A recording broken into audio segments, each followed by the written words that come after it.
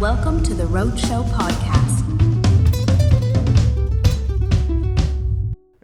And you live in Los Angeles, correct? Yeah. Yeah. How nice is that? What? Oh, LA? Yeah. LA is dope. I love LA. Not everybody loves it, and I get that. Like ugly people, I get it. You know what I mean? Yeah. It's a you lot. don't tan well, bro? What are you doing here? Yeah. It's a lot to be around. Fucking Lambos and like models and shit and like clout, and some people are like phony because they just want to like take from people, you know? But there's a lot of good people too, you know? Yeah, well, a lot of them are homeless. Yeah, those are all the good ones, yeah. All the morals, yeah. I'm not going to fuck people over. Well, here's a tent. Yeah. And some fentanyl. Right. Yeah. Apparently that polarity is a little bit crazy though, right? Because you do see a lot of like Lambos, hot bitches, all that kind of stuff. Yeah. And then all on top of that is just a homeless fucking wave. Yeah. And some of them are good looking. And you're like, oh. Homeless? Yeah. Really? Yeah. Don't they just get OnlyFans? They should. If they can afford their internet connection. You got some Wi-Fi, brother. That would be sick. That would be sick. Who knows? There might be a story that's unfolding right now of a homeless guy that went from tents to riches. He's just making his way up. That should be a movie. That should be a movie. Like the ugly duckling syndrome. Like an ugly bitch like crawls out of the boxes and it's dusty and shit, and someone comes along and is like, have you heard of the internet? Right. I got Wi-Fi and shampoo and a dream. And chlamydia. I could take that for the rest. Yeah, for sure. Yeah. I can't do that AIDS shit, but chlamydia, you can live with AIDS these days though. So maybe that's true. Shout out to Mike Johnson. Yeah. Magic Mike. Did you ever hear what he said to, I think it was Elton John or something? No, it was somebody else that had AIDS. And he was like, I'll spit in your mouth and accelerate your symptoms. Whoa. Holy shit. That is some dirty talk. Dude's a wild man, bro. Dude's a wild man. So where did you grow up? In LA? San Jose, California. So it's an hour south of San Francisco. Okay, right. On the border, right? It's very close. Yeah, everything's the border for me. How was the climb? It made me athletic, so I'm grateful. I would have never made it in sports if I didn't climb that wall, baby. Figuratively. Yeah. Okay, so grew up in San Jose. Did you are you still in San Jose, or did you move into California? I'm like, so San Jose is California, LA is California, San Francisco is California. Oh, no shit. Yeah. LA, I meant. Oh yeah, I didn't move to LA until 2020, until the prime pando. You know? Why did you move towards it? Well, I moved from San Jose to Oakland, which is next to San Francisco. Okay. There's way more stage time in San Francisco. And then I moved to LA. Right. In 2020. But I thought all the comedians were like fucking off in 2020, going to Austin, going to New York. Yeah, they were going places where you get called gay for wearing a mask. For good reason, because you can actually perform there. Yeah. As opposed to the major cities, most of them, it was like you had to do Zoom shows in your kitchen. Yeah, and VR shows, right? Yeah. Yeah. Yeah. It looked like you were masturbating, but you were trying to live your dreams. Same thing. Yeah. Yeah, that's true. If you're a man, it's the same thing. So how many shows are you getting now in California? Is it pumping again? Yes, I'm back and forth between, San Francisco area and LA. So I would say it's popping. Yeah. I could do like, 5 to like 10 a week, Whoa. Yeah, you can do a lot. That's good for sports, man. Yeah. Yeah. I don't even think we have that much here. Yeah, I guess when it's not Fringe, it's probably not as much, huh? Yeah. I've had my idea for a fucking comedy club for so long, dude. So fucking long. What is it? I'm recording audio as well. Have you ever been to Top Secret? Yeah, amazing. Amazing, right? And you know their structure of payment? No. So it's £1 for a ticket to the show. £1. But you have to donate on the way out. So security blocks the door, and then there's not ticket machine, like paying machines and a bucket for cash. Smart. And they're like, how did you find the show? Fucking pay me. Fuck you, pay me. Yeah. Yeah, if you want to leave, fuck you, pay me. Yeah, that's London, baby. My boy Darius Davies, he's a London guy. Yeah. And at the Edinburgh show, he goes, if you stay, you pay. He's like, this show is not for the weak. If your purple hair means nothing here, you have no authority. Yeah. And on the way out, I'm letting you know, if you don't want to pay, get the fuck out now. You will love the show. But if you stay, you pay, baby. Yeah. And it works extremely well. I agree with that, man, because you're there for the entertainment. Right. Yeah, why are you leeching off like other people's seats that would pay £50, £100 to be there? Right. And then we're also on our end, we're earning that. So on the way out, they might have thought, hey, this was $1 show. I was going to donate 10, but since I really enjoyed it, I'm going to give them 20 or 30. Yeah. So it opens up people, it's incentive for artists and for audience. Yeah, that's what we did in brilliant. Top Secret, because my missus was like, £1 comedy. You'd never get that in London. Right. And when we were walking out, it's not £1. It's what you think the show is worth. Right. And that is genius. So that idea brought to Perth, Smart. very, very smart, because Hell yeah. who's here? FIFO workers, which are fly in, fly outs. And they want entertainment. They want good quality entertainment while they're here, because they only get 5-6 days. Yeah. So if you put them in a room full of fucking savage comics that are just working the crowd, dude, they pay big money to have that kind of escape. Yeah, that's genius, man. Yeah. You got to do this. Yeah. Well, the guy that I rent this studio off of, he's building a comedy bus right now that has a stage and has 160 seats. Sick. Wait, what? And it's How? like playing in the round. So, you know, one of those buses that has like the swivel in the middle?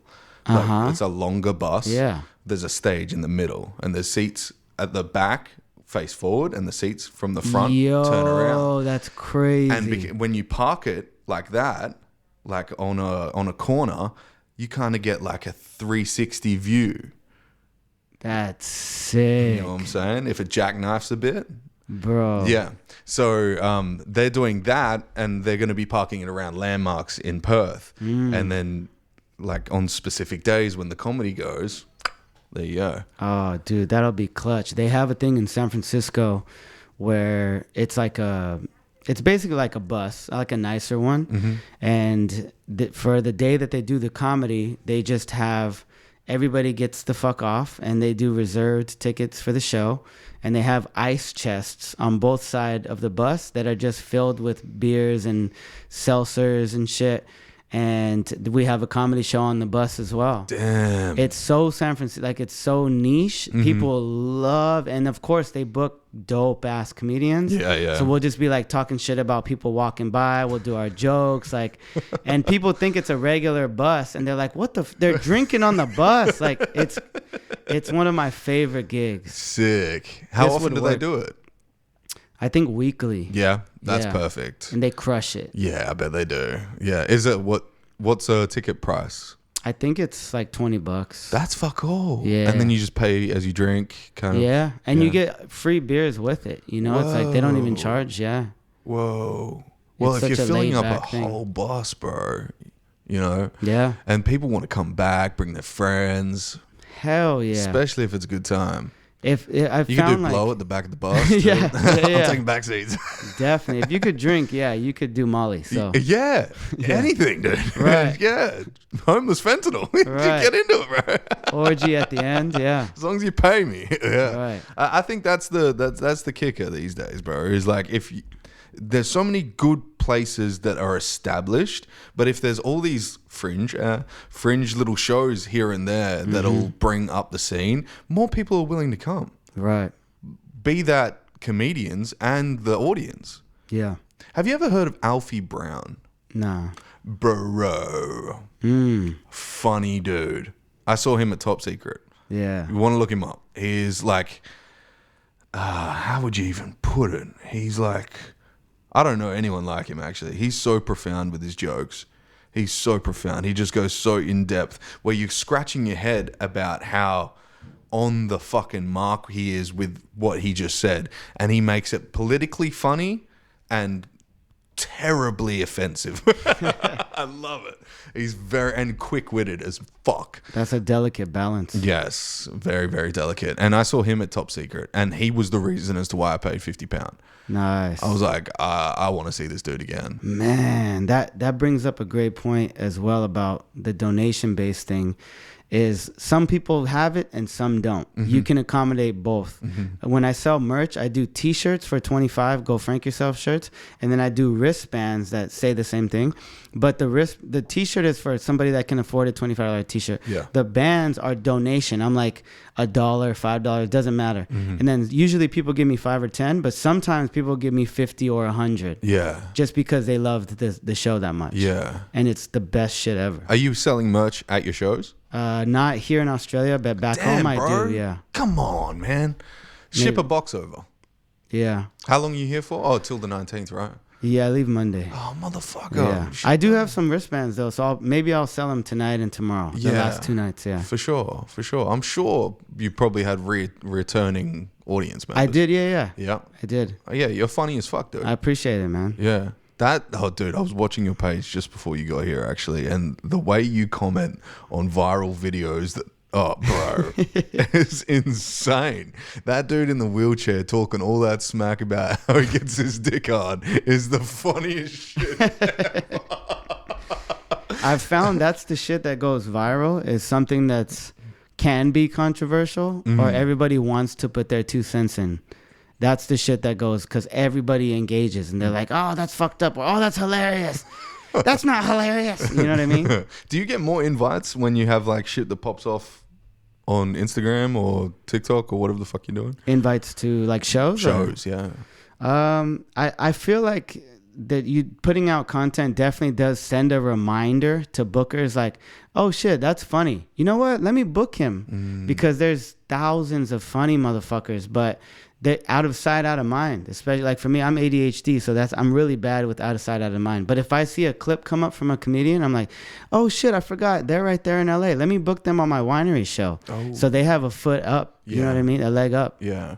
Because everyone's always scrolling their phones, right? Yeah. So you might as well take advantage of it. Just throw shit up there, and you don't know what's going to go viral. So like, I do notice when you do those videos, are you collaborating with the original post?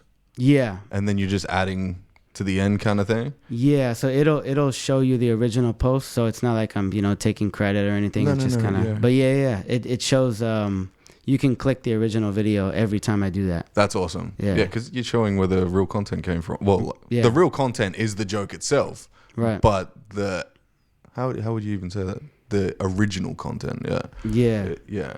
Cause you can make a joke out of anything. Right. Like, how if you put up some dumb shit on Instagram, how there's like singing videos, it's like, do a verse on this song. Yeah. It's like, if you do some dumb shit and put that up, it's like, make a joke out of this. Right. They're leaving it. It's open season. Oh, yeah. 100%. That must be, no disrespect to the people that do those, but it must be cringy, like, when people have like okay, your turn, and then they go, come on. Good work. It's like, that must suck. You know what I mean? It's like when we're doing kids shows and they're like, okay, you're going to do jokes about SpongeBob. And, yeah, that's fucked up. And we got to do it to get the money. Like, I don't know. Maybe they enjoy that thoroughly because they're finding new talent. But in the moment of just being like, yeah, knowing that somebody's like terrible on the other side. Just to the word and they're going... well, somebody's absolute shit. Yeah. Fuck.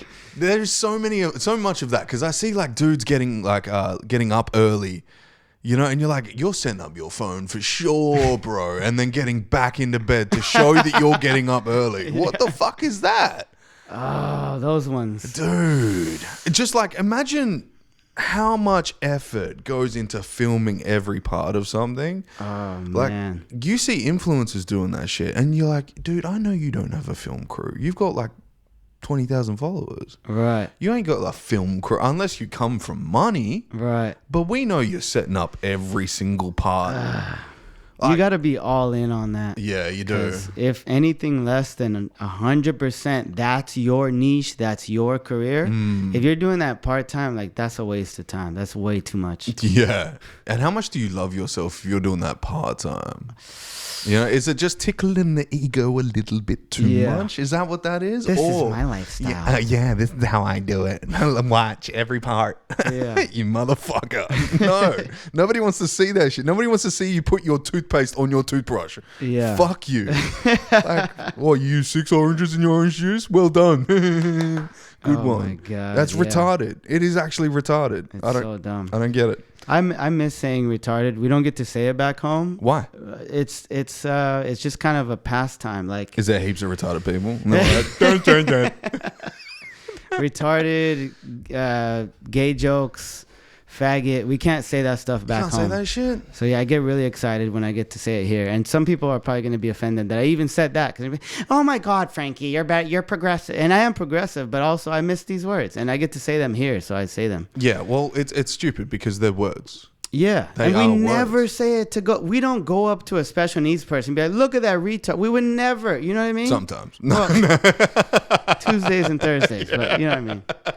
It's when they're crazy. out. Yeah. Look at him. No. I'm sure you heard like Louis' joke about faggot, right? Yeah. Dude, brilliant.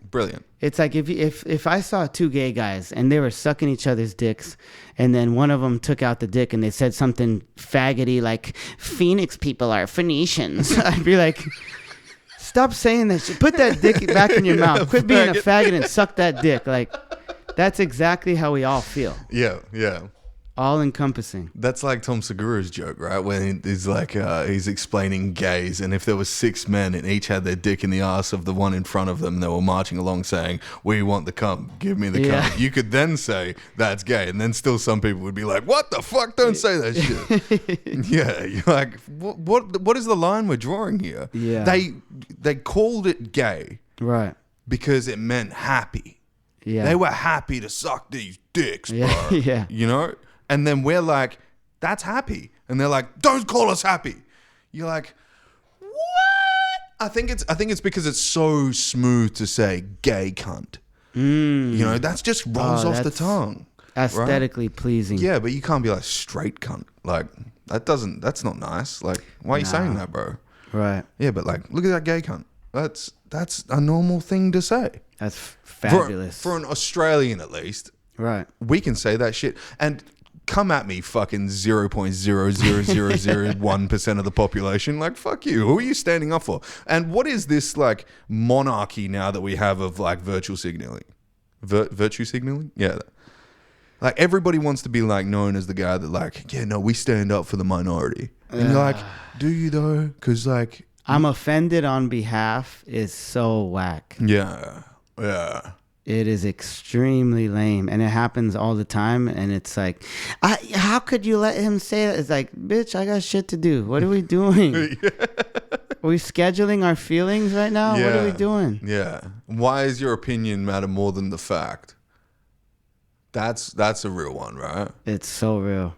That's a real one, because you're thinking like, most gay guys are nice as shit. Let me just like put that caveat on. I love gay dudes. I have a fuck ton of gay friends. Like, yeah, I really do. I fucking love them, man. Yeah. I really do. I'm glad they exist, and I'm glad they're a real thing. But the only thing is, whenever I'm around a gay dude, you can call them gay.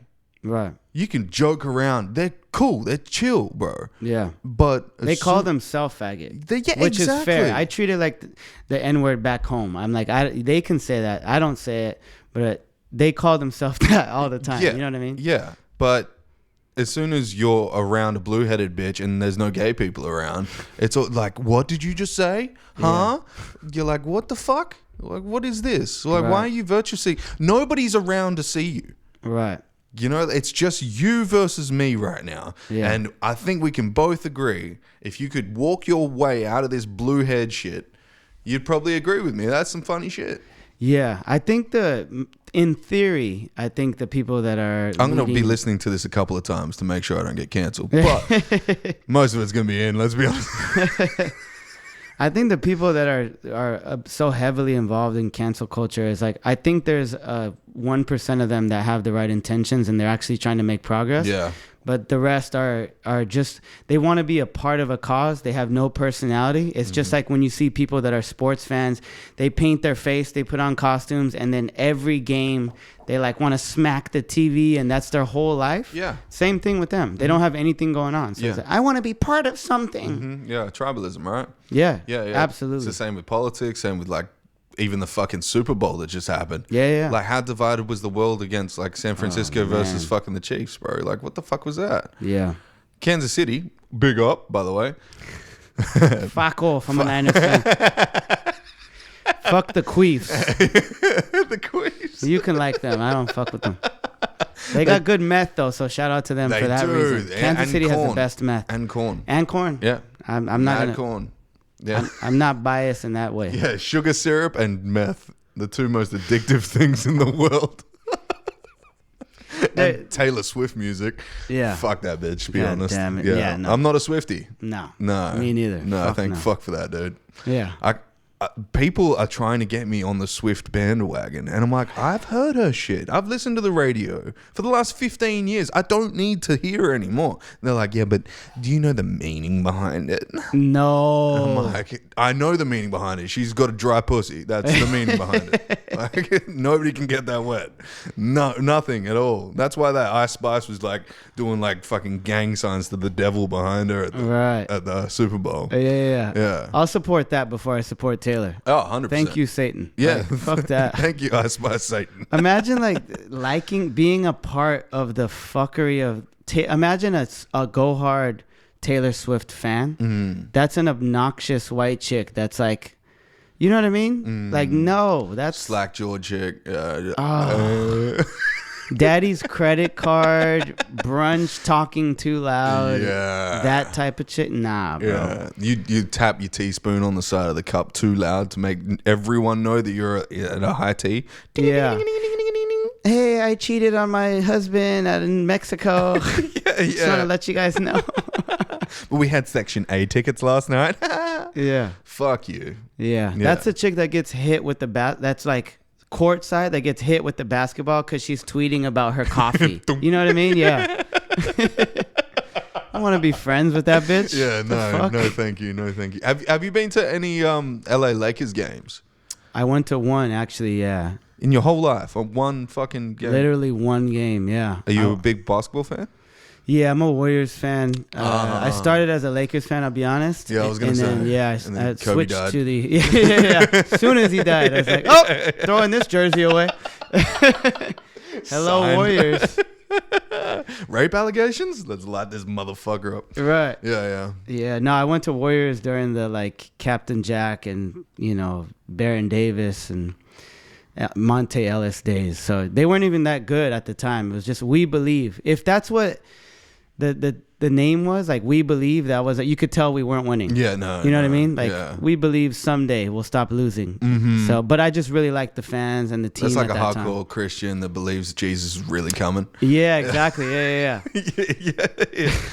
We believe. That's those two dudes in the white t-shirts knocking on your fucking front door being like, hello, have you heard of the Latter-day Saints? 1,000%. Yeah. But no, I went to a Lakers game and it was actually courtside. I went with my boy Luis. He's like owns a business. And it was me and him, two Mexicans. That's really loose. Yeah, we're trailblazing. You don't see Mexicans on the sideline at a Lakers game. You never see that shit. Yeah. I couldn't afford them. Really? Yeah, he got them, by the way. I'm not. Yeah, okay. I can't afford that shit. So if there's any gold diggers listening, you trust me. It's not me. Not yet. I'm pretty sure El Chapo could afford to be on. Oh, how dope would that That'd be Just like a pure kingpin on the side? Like, you're not doing shit about it. Yeah. El Chapo, Beyonce, and he's leaning across to talk to Jay-Z. Him and Jay do Illuminati handshake. Yeah, that'd be He's sick. like, I'm doing coke off your missus' breasts. Yeah. Jay-Z couldn't do fuck all if that happened, Like, what are you going to do? Say no? Right. Like, yeah, go for it. Thanks for the streams. I went to one of the games out here and I was like blown away. I'm like, Wildcats? I went to a Wildcats game. Hectic, right? Yeah, and it was fun, but I'm like, is this a 24-hour fitness pickup game? Like, I'm like, this is like a YMCA. Where did they get the player? Where was it? At Champions Stadium? Yeah, that's the blue one, right? The blue one. Yeah. I went with Legacy and. Oh, okay, hectic. Yeah. But it was fun though. It was a good time. Half filled arena. Yeah, it's fucking stupid, right? I thought it was WNBA, to be honest. To be honest, most of the players on the Wildcats team now are from LA. Really? Yeah. Oh, I think damn. it's like 80%. The LA's rejects? No. Pretty much. No, there was one baller there that was like, he played for like I don't know what they call it before the NBA, but one guy on the pink squad that was playing for New Zealand, I guess he was like a baller. Right. So he was doing pretty good. Okay. But it was a good time. It was a good time. Imagine thinking we could take a bunch of players from the national bar, the NBL, they call it here. Yeah, NBA. Yeah. They take a bunch of players, the best of the best from Australia, and then put them in the Olympics up against the best of the best from America. You're like, what? It looks like WNBA playing NBA. Right. It really does. and then when you see it, you're like, is anybody from Australia on this fucking team? They're just choosing all the and they're predominantly black. Let's be honest. Right. Most of them. Oh, are yeah, of course. Yeah, like 6'10" fucking black dudes to like 7'3" Dagestani dudes. Yeah. Yeah. It's fucked up. It is fucked up. What's your favorite? Because you're into fitness, right? Yeah. That's what you're known for. You're like the fit, funny dude. Yeah. Unfortunately, yeah. Where does that come from? Were you a fat kid? Nah, just Too many quesadillas. Nah. What's weird is what's weird is my mom's like big and clumsy, and then my dad is like athlete. Like, it's weird. And then we got lucky. Me and my brothers got my dad's side, obviously. Yeah. But I think we just like sports. It's like, I can't do shit else besides be athletic and be funny. So everything else, I don't know how to do shit else. So I just stuck with sports my whole life. It's a good combo because your brain is held inside your body, and if you got a fit body, you got a fit brain. Yeah. Yeah. So you think. I mean, there's some retarded meatheads, but for the most part, yeah. Usually when you go to the gym, they just don't do cardio, dude. That's all it is. Yeah, that's true. That's true. Yeah. There's no oxygen going, and it's just all protein. Yeah, it's just a thick neck. Yeah, just protein and pussy. Like, that's all they got. Yeah, trenbolone. And they nut and they come in 30 seconds because there's no endurance. Yeah, none at all. No cardio days. Yeah, they can't open up their pelvic floor at all. Right. Yeah. It's just squats. Everything's tight. Yeah. My feelings in my pelvic floor are blocked. Yeah, they've got a throbbing prostate always. Squatting like a motherfucker, deadlifting. Right. Yeah. No, I do. I think fitness and comedy, they have a lot in common, especially like having ADHD. Like when I train, it helps me focus. Cause you gotta, if I'm not focused, I'm going to drop 200 fucking pounds on my chest. You know what I mean? So I got to actually focus. Yeah. And then it's the discipline you're building of like, I'm doing this consistently so I can write consistently, perform better, be more. You see comics like crumble on stage. Like you'll see people who don't know how to manage their like emotions or their, you know what I mean? Mm-hmm. It's like one joke bombs and then they're fucked for the rest of the set. Yeah, you'll see them like back. Tap out, leave the mic on the mic stand, or they start sweating and just, you know what I mean? Yeah. It helps with that. When I was bombing in the beginning, I'm like, oh, I'm bombing, but I'm managing my emotions. You know what I mean? Yeah, well, when you're under stress, like it's the exposure to stress, right? That's literally what building muscle is Right. exposure to stress. Right. The hormetic response to lifting weights. Yeah. When you're behind a mic, it's the same thing. The exposure to the stress will get you through. But I think most people these days write a joke and then that joke is them. Right. So they put their self-ideology. I find this funny, so everyone's going to find this funny. Right. There's like, the final form has like reached straight away. Mm-hmm. Like straight to the stage. You like, there's no working your joke out at that point. When you first start out, you know, like it's just an idea, but you attach yourself to it, and then when everyone goes, there's nothing there, and you're broken on the inside. I've had this Right. happen to me, man, because I'm like, dude, everyone says I'm funny. Let's get on stage. Yeah. You know, the first time you try, and then it's fucking just crumbling from the inside, and you're like, Yeah. That joke is nothing, so I am nothing. yes, yeah, that's a fucking rough rationality to get through. Yeah. Hard. Yeah, you got to dump that shit out quick. Yeah. So when did you start comedy, dude? 10 years ago. To the day? Actually, no, 11 years. 11 years. 11 years. Yeah. How old are you now? 33. You're 33? Yeah. Motherfucker. Yeah. Like 26 years old. That's the Mexican and Filipino. I get that a lot. I remember I had a chef that was a German guy Yeah. that was bald, and he was like, look at Frankie's fucking hairline. He doesn't need that much hairline. Like, he just passionate. Your hairline is strong as the border. Yeah. It's just solid. Yeah. Indestructible, yeah. The barber pushed it up a little bit. I think it was just him being passive aggressive. Yeah. He had a high hairline. He's like, he doesn't need this much. Yeah. It gives you a little mouse's ears. Yeah. Motherfucker. Yeah. How old are you? I am 31. 31. Yes. Yeah, you look 31. It's not bad. You know what I mean? That's rough, dude. Thanks. I get 26 most of the time.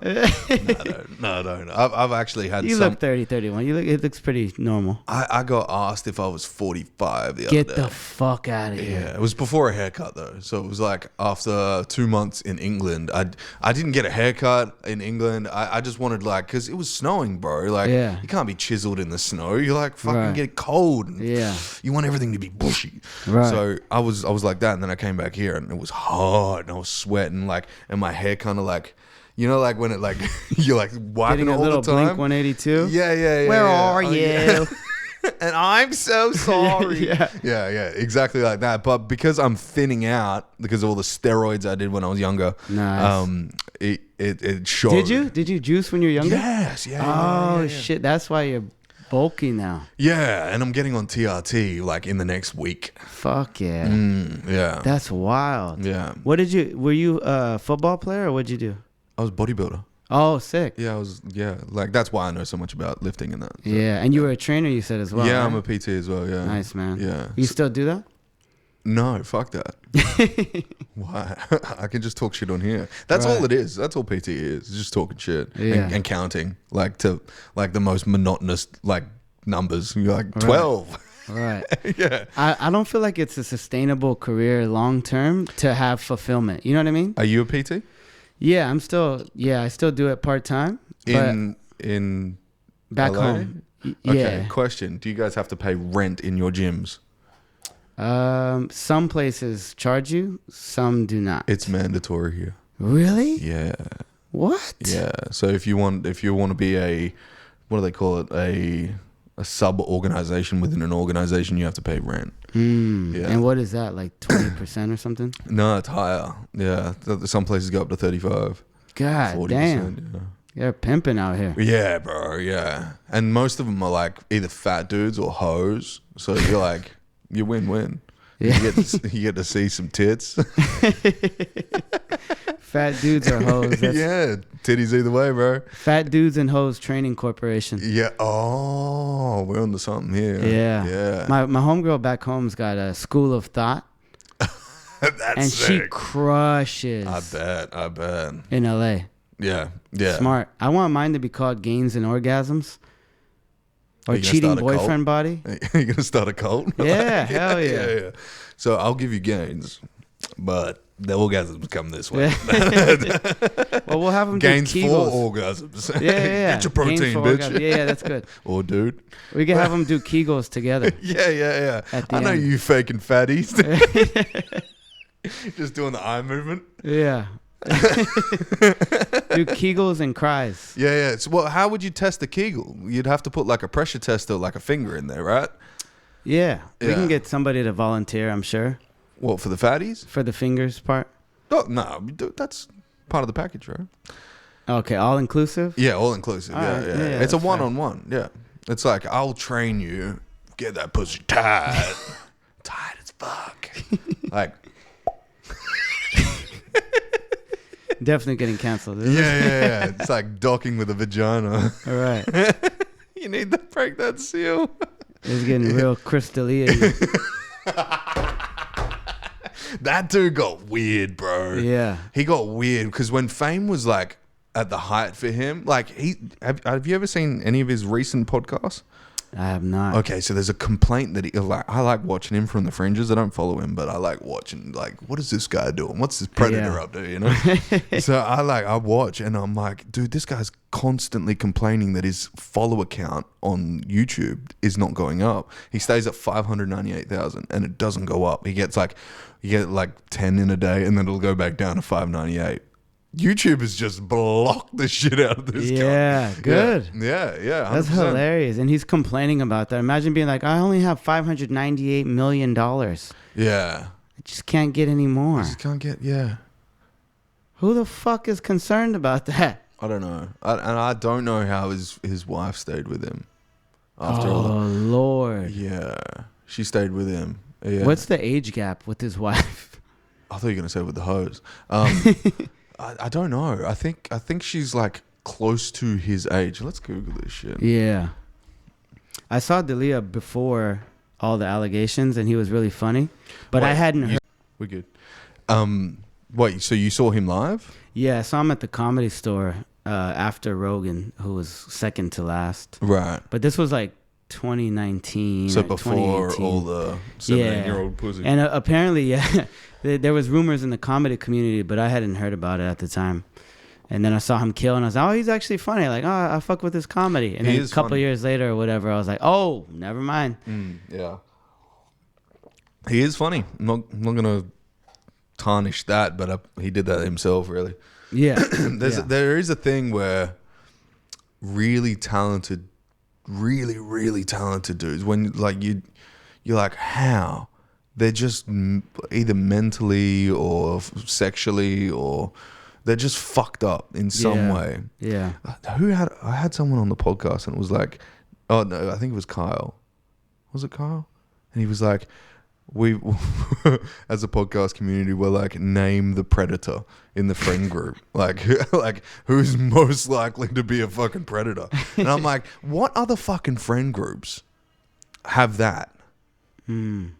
Maybe police? Probably. Yeah. There's got to be some cops that are abusing the fuck out of their authority to be creepy. Yeah. Has to be. That has to be, right? Yeah. Yeah. Because I would do that. And then we got a bag of coke and a stripper today. Let's fucking party, bro. What are you talking about? And if I got a speeding ticket and it was like $500 or like a DUI, I'll jerk them off. For a DUI, yeah, that's a fair trade. Yeah, that's like $10,000 for a hand job. Really? You know what I mean? Is that real over there? It can get up there. Like I would say the minimum is 2,000 USD, like minimum for a DUI. But all the energy and time it takes, like the stress. That's the prohibition that did that. I think why alcohol is so looked upon as like such an illegality over in the US, because over here you get done DUI, $400, keep drive home, motherfucker. Yeah, that's mind blowing. Hearing about like the rules you guys have, like for texting and driving, I would think it would be like 20 grand because you guys get what happens for texting and driving out here, and I'll tell you about ours. Okay, so my dad got done like 4 weeks ago, so I can tell you all about it. Yeah. He got done, he was stationary. So there's two different types. So if you get done texting while driving, say like a motorbike pulls up next to you, looks in your window, that is $600 and 6 demerits. Damn. So that's quite substantial. But if you get done sitting at the traffic lights, it's $400 and 2 demerits. And what affects...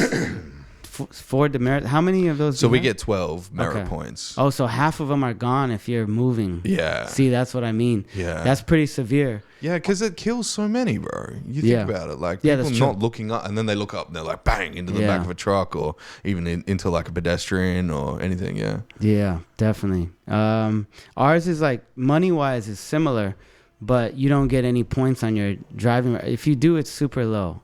I got to verify that before I say that, but... pretty sure it's low. But I'll tell you this, everybody's doing it, and sometimes cops see you and they don't even do anything. Really? Yeah. When I have a joke about it, and like there's a few jokes about it, and like if you were stationary, definitely nothing.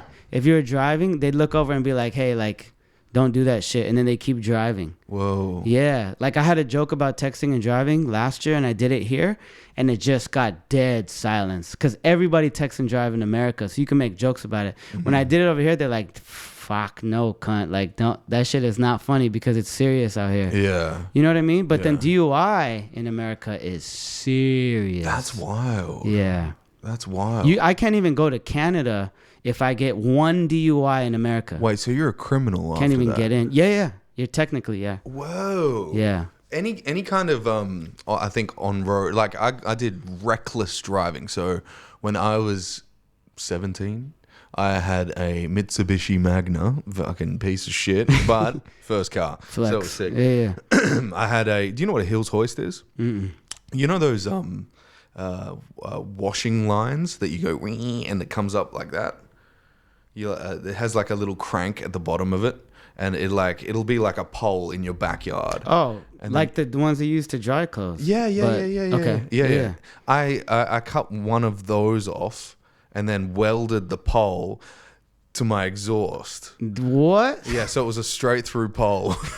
And it was like, bah, bah, bah. 4-cylinder piece of shit, right? Sick. We're at this party, and one of my friends' girlfriends, well, ex-girlfriends, recent ex-girlfriends, was having her fucking tongue mashed up against some other cunt's tongue. And we were like, and then they left. So we're like, let's follow him. I was like, get in my car.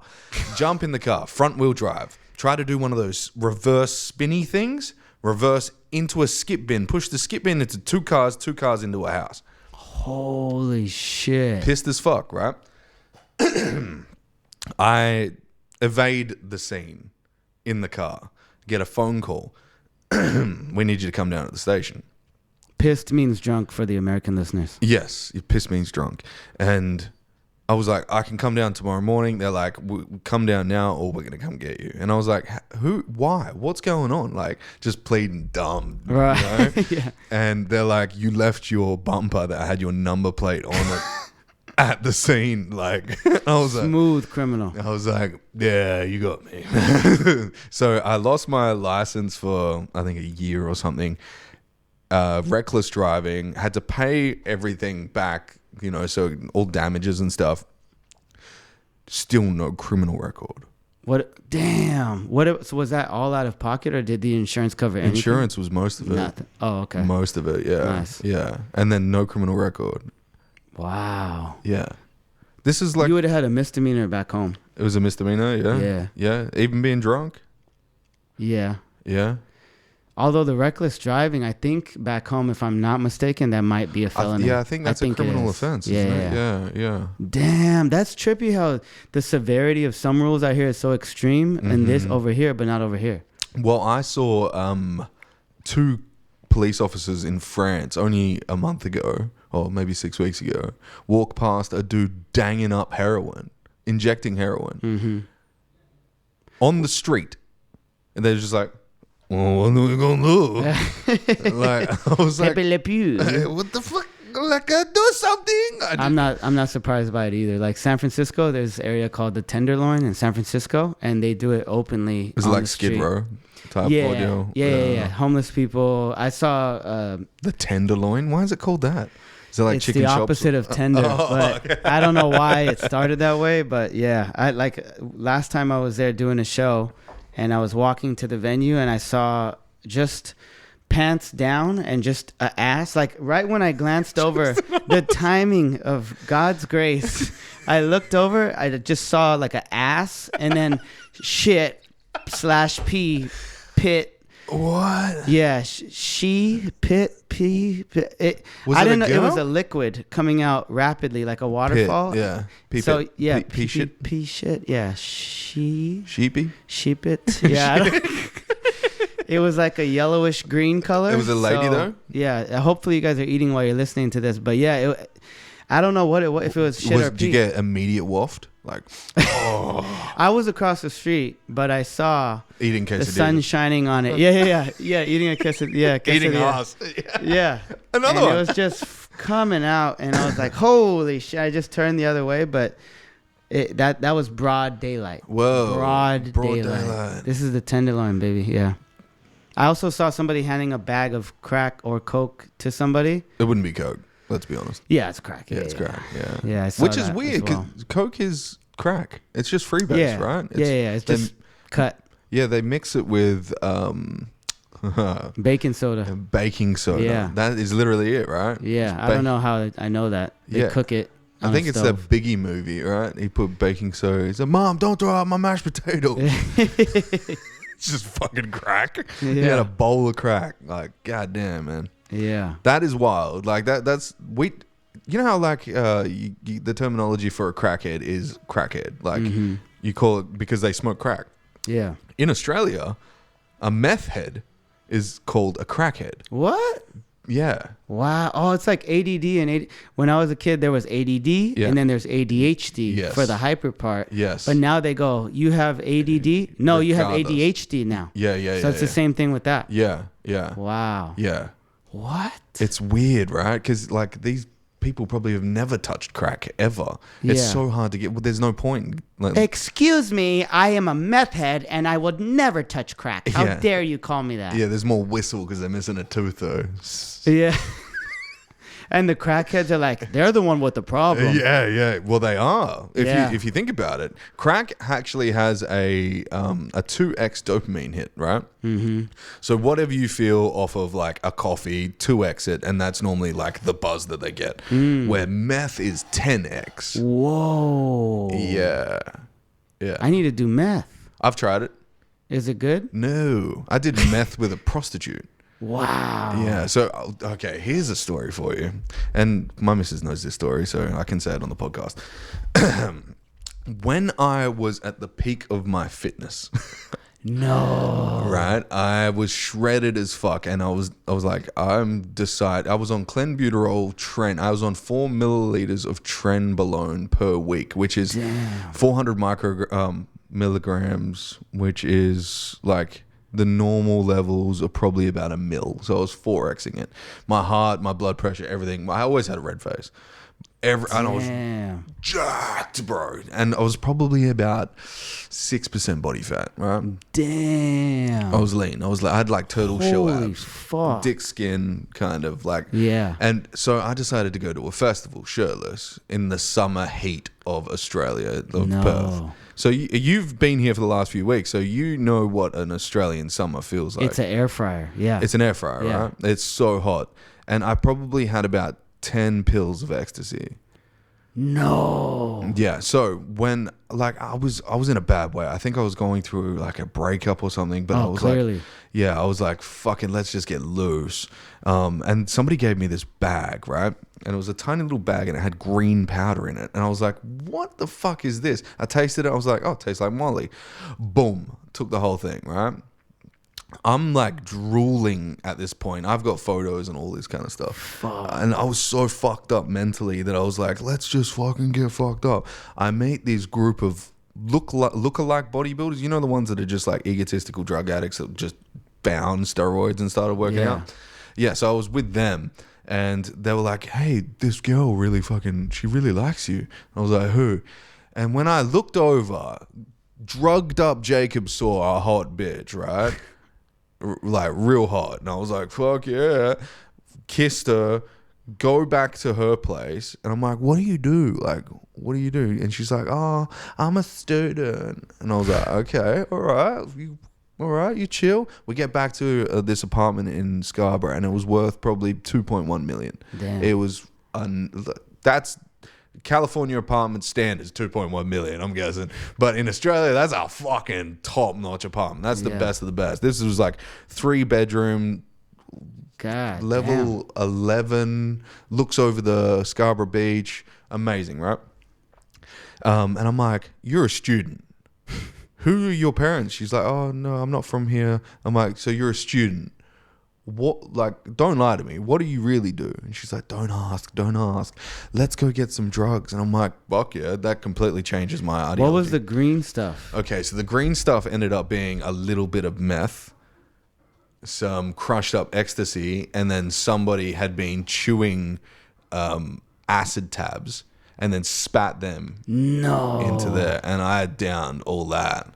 Holy shit. So that was disgusting when I found that out. That was fucking vile. But so it's the day after the festival, I'm still with this girl, right? And then that night she's like, let's go get drugs. And I'm like coming down. I'm like, oh, yes, please. We go and get drugs. We end up pulling up in the city here. This weird dude comes up to the car and gives us 2-ounce bags of meth. And I'm like, who the fuck are you? She whips out this wad of cash that's probably that thick. What? About like, and they were all hundreds. It was probably 60 grand she gave. Gave over this guy. And I was like, what the fuck is that? Maybe not 60 grand, maybe like 30 grand. She gives that over. We drive off and she's like, let's party. And I'm like, okay. I'm like, I've never been in this situation. Let's fucking go. Right? For a week straight, I smoked meth. What? Every day? Every day. I got up. Oh, no, I didn't go down. She must have been hot. Yeah, she was hot. Holy she was hot. shit. And then I was like, where are you getting all this money? It's just paranoid because you're smoking meth. Right? Yeah. I'm like, where are you getting all this money? I'm just questioning her day after day. And I think it was like, I was there probably there for like 5 days, dude. Damn. And then 5 days in, I'm like, I got to go home. I've got a job. Oh, I've got to go home. What the fuck? I flip out. I go home, go to work the next day. I apologize. I get back into work half an hour later, have a heart attack. What? I didn't rehydrate.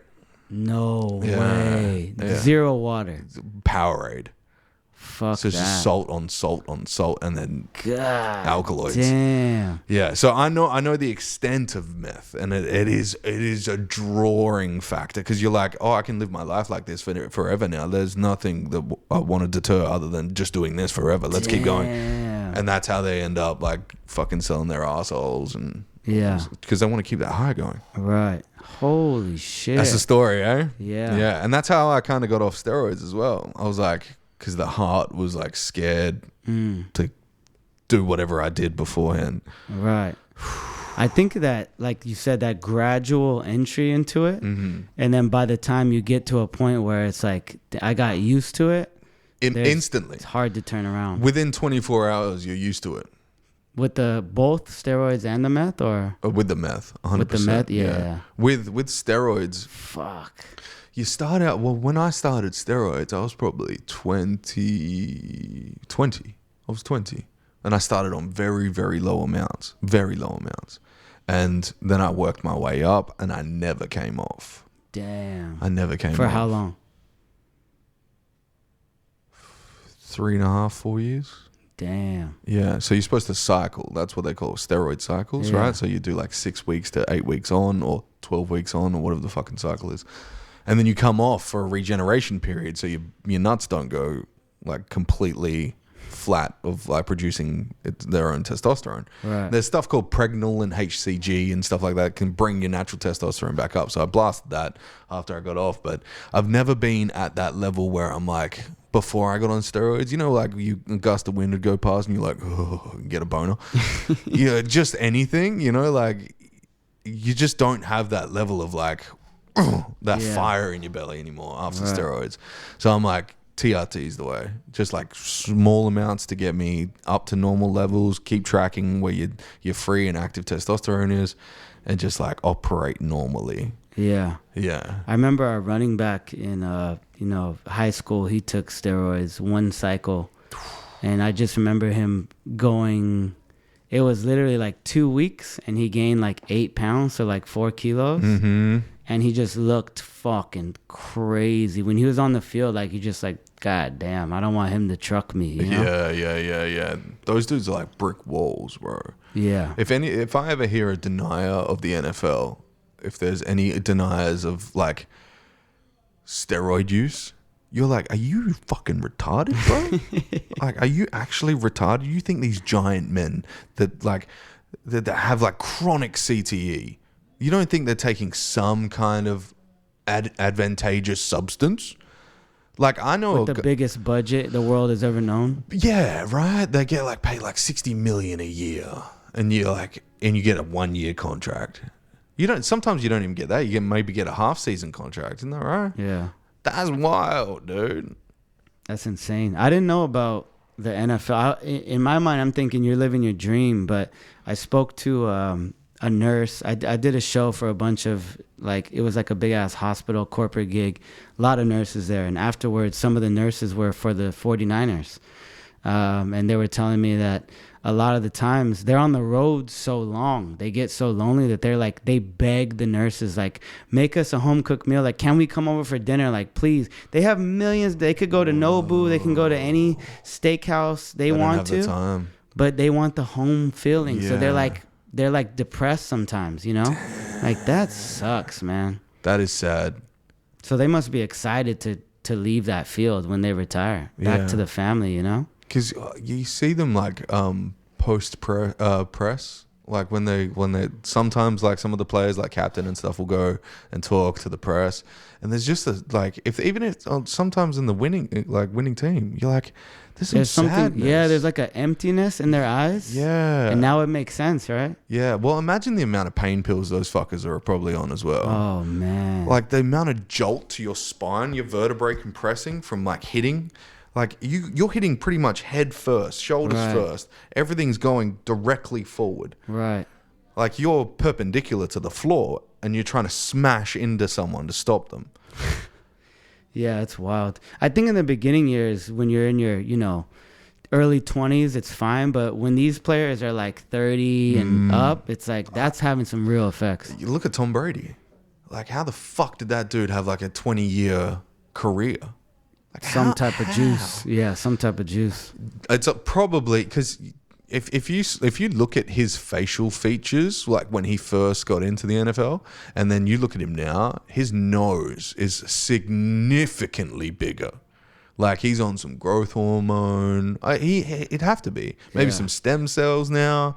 Now they have the technology for it. Yeah. Who knows what they're putting in them? I mean, in addition to steroids, the recovery stuff that they're probably injecting into them is gotta be fucked. Damn, this shit got dark. Yeah. What's the quality of food like over in LA? Amazing. It is? New York and LA has the most Michelin star restaurants, but it also has the street food. Like, I'll put it this way, like, as far as like Mexican food goes, you know George Zach, yeah? Yeah. So George, he's a very like hard person to please. Like, I'll be like, George, I got this new joke. I think it's fucking dope. Like, what do you think? And he'll be like, it is okay. We can go over the notes and we'll figure something out. We'll make it good. Yes. This motherfucker, I go, when you go to LA, I hooked him up with some shows and I go to this taco place. It's literally on the street. You park in the parking lot. Go over here. $2 tacos. They're the best in the city. He calls me up the next day. He goes, I had the tacos. It was fucking mind-blowing. Whoa. Bro, he was like, it is the best I have ever had. I'm like, yeah, it's LA, baby. Like, $2 these tacos. $2? And they're incredible. I'm like, bro, the lime costs 50 cents. The salsa is another 50 cents. I mean, the profit margin is not that much. Is that the stand that everyone talks about that's near the Comedy Store? There is one that's not far from there. It's not a stand. It's like a small building in a car park. That's a different spot. Okay, but right. There's a fuck ton of them all over LA. Oh, and the thing is, like, people come from all over the world. So whatever you like, Thai, Indian, like, we have all that. Mexican, like, any type of cuisine you want, we have it in LA. And it's hard to find shitty food because the businesses will not survive in LA. So the food is incredible. I had Wingstop. For the first time when I was in England. Overpriced shit. It was so crap. It was so bad. Yeah. Like, what? It varies from location to location, but at best, it's like, oh, it's pretty good at best. I had Popeyes. You know what I mean? As well. Yeah, what'd you think? No. KFC shits on it, for sure. Yeah. I like both. But where was it, in England as well? It was in England, yeah. Okay. Maybe it was just location, though. It could be. I don't know. Because, like, it just tasted like a bland version of what fried chicken could be. Yeah, well, somebody was telling me the other day that the somewhere in the UK that they literally put less spices in the chicken because it's white ass England. So in America it probably tastes way different. Yeah, it makes sense. Yeah, nothing's good when you take the slavery out of it. yeah. If there's no oppression, what the fuck are we doing? Yeah. That's the Andrew Schultz joke, right? Yeah. Absolutely. Yeah. More oppression tastes better. Yeah. But for the people, not so good. Which makes it Jewish food sucks. Oh yeah, that's where it contradicts. Yeah, Jewish food's crap. I've never had it. I don't have any interest in it. I would try it, of course. Yeah. Not attracted to it. Yeah, well, I mean, most of it, it's all pretty kosher, right? That's Jewish, right? Yeah, that's their thing. Dude, they have a kosher salt. Ew. Like, it doesn't sound attractive. Yeah, what is the Himalayan rock salt? Oh, give me some of the Nepalese grey salt. Whatever the fuck it is, just don't give me kosher, please. Right. What is your favorite food? Because you're Filipino Mexican.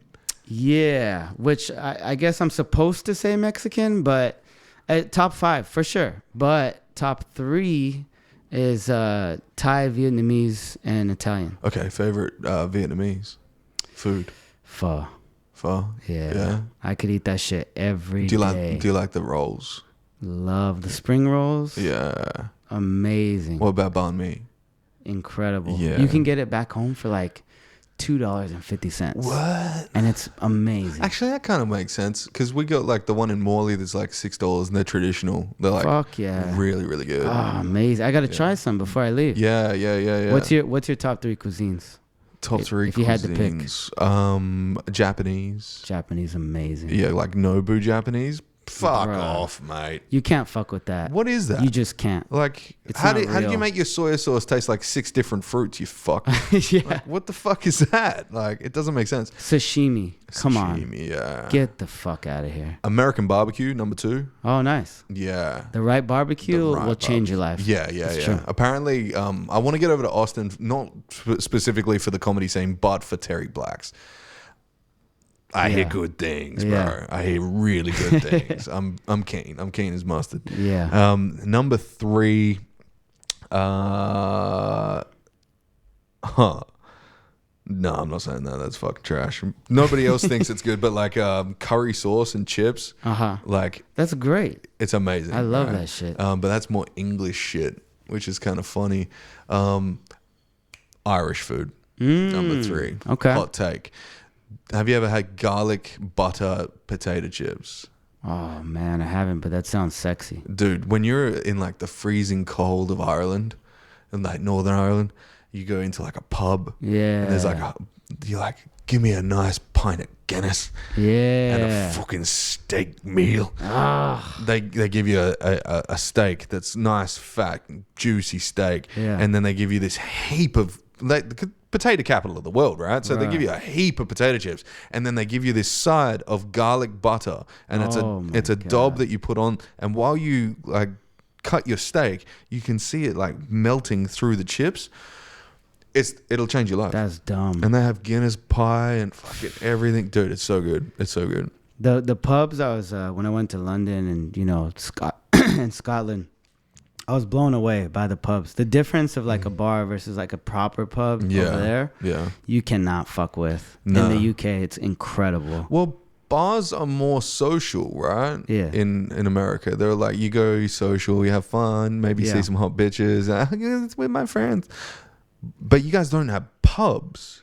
We just don't have the same quality now. No. It just doesn't have the same ambiance. Yeah, because the pub's like quiet, dark, shut the fuck up, come in, drink. Yeah. Like if you want to chat, it's a murmur and do it in the corner, bitch. Yeah.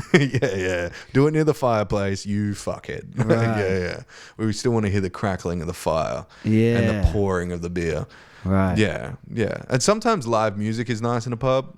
Yeah. I think like actually, because I've never been to like the heart of America, like the middle part.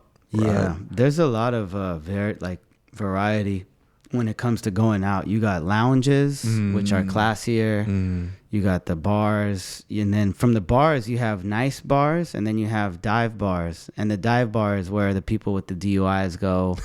The weirdos, you know what I mean? I'll be right there. Yeah, a little bit of fingering in the corner. You know what I mean?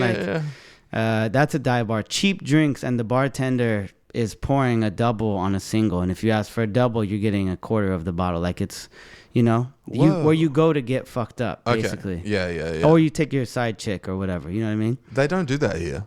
No, No, yeah, they actually control the portions here. Yeah, it's everything's controlled. Even at a like ratchet ass bar, they're still gonna abide by it. Yeah, Wow. they have to. Yeah, which is weird because you think like if you want to do well, give more.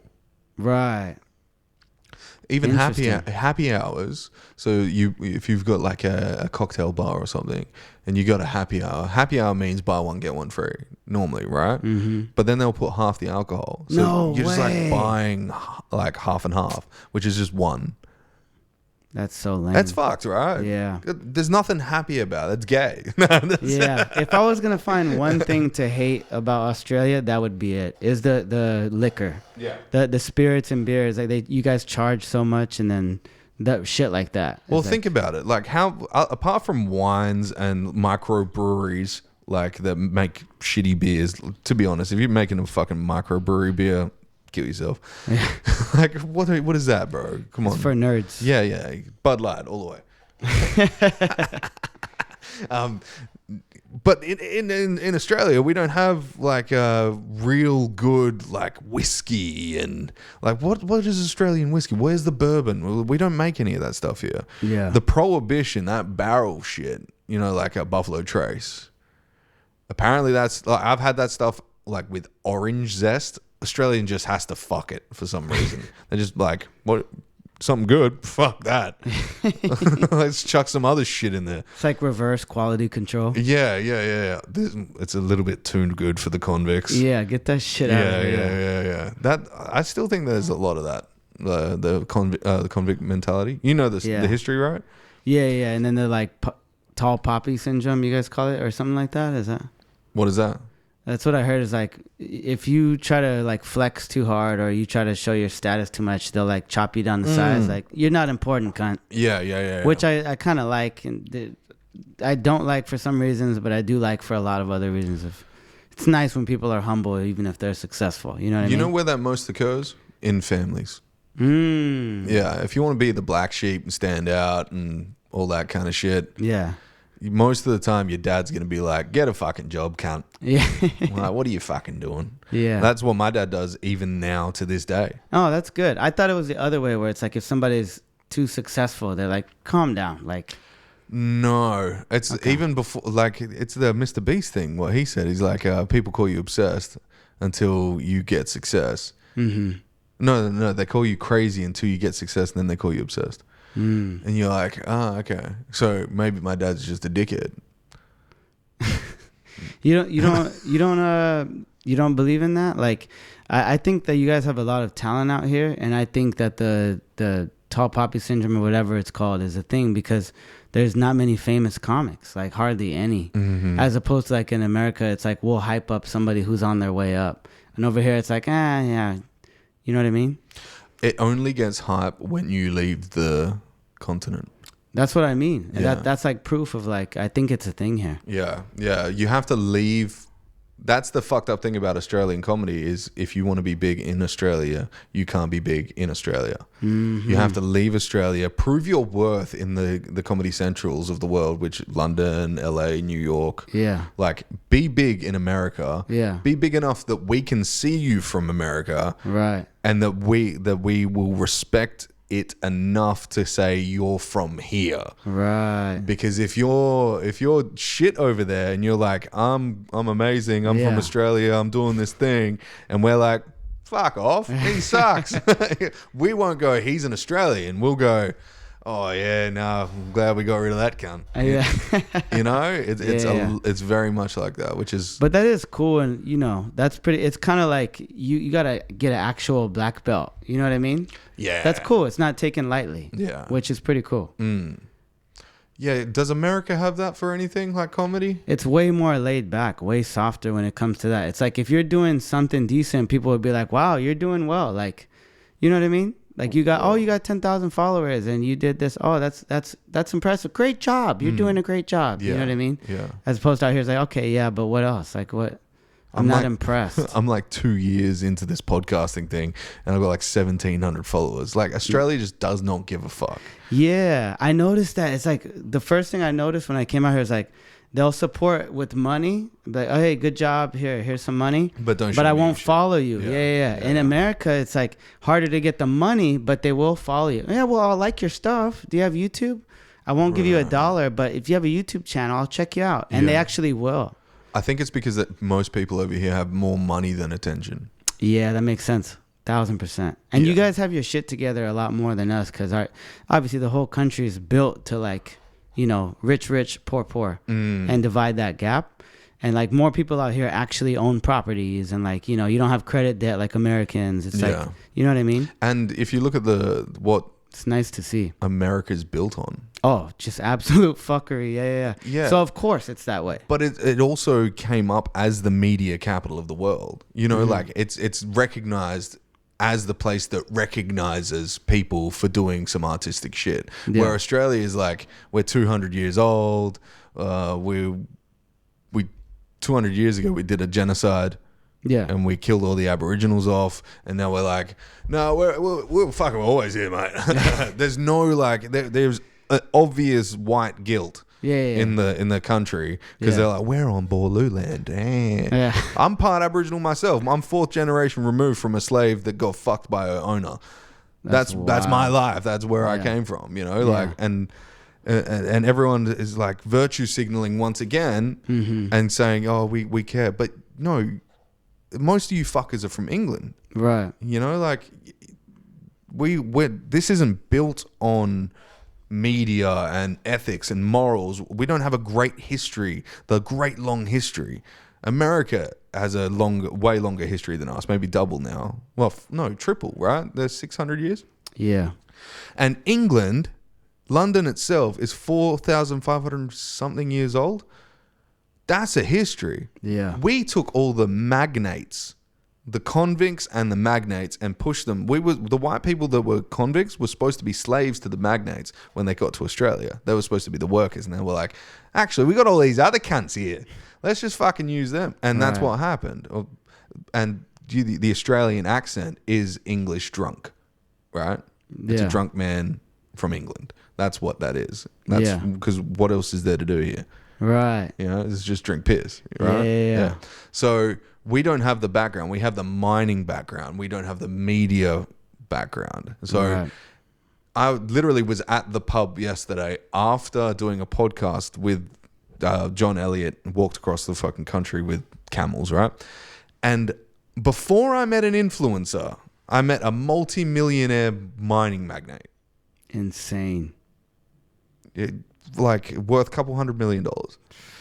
You know, and you're like, this is Perth. This is the difference between America. Because in America, if you go to a bar, you're probably meeting 3 different influencers, probably all sleeping on a futon somewhere, trying to get it done, but they're still working at it. Yeah. And we don't have that. We have like, you got to come to a special place and there's a studio and then there's an influencer, you know? Yeah, it's different. Yeah, I mean, it's not always like that, but if it's LA or New York, hell yeah. Yeah, that's what You'll see it all the time, Yeah. That's crazy, right? Yeah. Last time I was in LA, I walked past Mario Lopez. Really? He was on a bike at a jiu-jitsu studio near the hotel. It was crazy. Did you say hello? No, I was just like, I walked past, and me and Yetta, he's a comic out here as well. We just walked past and we looked and we're like, what the fuck, Mario Lopez? Yeah. By the time we processed it, we had already walked by and we're like, that's fucking crazy. But LA. Yeah. It's wild. Apparently that was like the coolest thing about the, what do they call it? The Sunset Strip? Yeah. You could just walk down there and see like every 10 people, you'd see someone famous. Yeah, it's wild. Someone semi-famous, you know? Yeah, my boy David, he used to work at a Whole Foods in like a rich area. Mm-hmm. And he said one day he was like, he was like stocking produce and stuff. And he said one day he got a tap on his shoulder and it was Riley Reid holding a cucumber. And she just goes, what is this? Like just to fuck with him. Yeah. And then he was like he just couldn't say shit. And she just like laughed and walked away. And he was just like, I couldn't say anything. She was going home. He was like starstruck. Yeah. Like that's LA. That's wild. Insanity. Still like that now though, after the whole vid? I'll be honest, it's not the same because one, because of COVID, and two, because Joe Rogan. He changed the whole game. like especially with comedy. Like the amount of stars, it's like half. It's literally like half. Whoa, he stole everyone. Yeah, like I went to the Comedy Store before I think it was like 2018. Yeah, and it was Nikki Glazer, Joe Rogan, Chris D'Elia, Michael Schwab. Rappaport. Like it was like mostly stars. Yeah. And then now if you go, it's like it'll be like one or two on that same lineup where it only costs like $25 and you'll see all these people. But now it's like you'll see one or two stars and then the rest will be just as funny for sure. Yeah. But they won't be stars. Well, it was weird because, like, obviously we can only see it from afar being in Australia. But when he, on his podcast, said that he went and had one last joint sitting on the step at the Comedy Store while it was closed over COVID. And he's like, see you later, Mitzi. And, like, he kind of walked around. I was like, oh, comedy's dead in LA. Like, at that time. Not the same. At that time, like, there was no shows, all that kind of stuff. And, like, he was still putting out his podcast. And I was like, oh, fuck. Like, it was a sad time, bro. Like, yeah. And we weren't even in it. Like, we were just watching, like, the mecca, the epicenter of comedy where it all started just crumble. Where Eddie Murphy used to get up. Fucking Martin Lawrence would get up. Like, bump anybody. They don't give a fuck, you know? Like, craziest times, bro. And then we're listening to Joe Rogan tell this story about how he's saying goodbye to it. And then he moves to Austin, and then there's talks. He didn't have his comedy club yet. No, he didn't even have the idea, but there was talks of it. And then people started moving out there as there was talks of it. They started going to the Vulcan and pushing all that shit. And you're like, what is he doing? Because, like, everybody that goes on his podcast blows up. Yeah. Like, in a way, you know. Oh, definitely. Everyone, like, you talk to their Joe career Rogan. changes. Yeah, correct. It changes, like, rapidly over the 24 hours after. Like, if you're trending on, like, Joe Rogan's page on Spotify, you're like, oh shit, you're somebody. Yeah. Especially in celebrity, you're somebody. I would change my words there, but I think that's crucial. If that one man can have that change, I think that's crucial. I think that in Australia we don't have that media epicenter, and my goal is to move and buy a ranch in either Austin or somewhere in fucking America, right? And, like, do podcasts out of America. Yeah, that'd be sick. Yeah. I think it's great what he did though. Like, I mean, two reasons. One, because he's not taking the money from the club, he's just splitting it amongst the comedians. So comics are doing like 10 minutes and getting like $2,000. And then two, he's creating a new opportunity. It's kind of like when Tyler Perry opened a studio in Atlanta. He was like, fuck Hollywood, I'll make my own Hollywood. Yeah. Now we got a bunch of producers and studios and, you know, everything. And I think that's great because you're taking away the gatekeepers. Yes. Because when you have those gatekeepers, they're going to be like, suck my dick for a roll and like all this weird, wacky Weinstein shit. it. Yeah. We can help get rid of that shit. Yeah.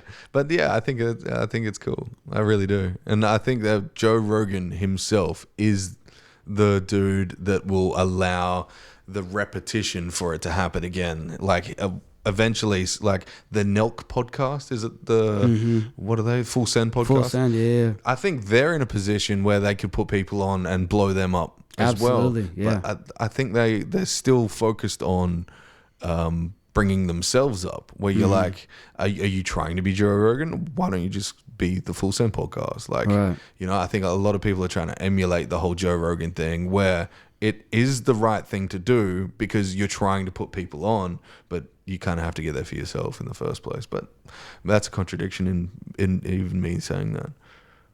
What the fuck? What the fuck is that?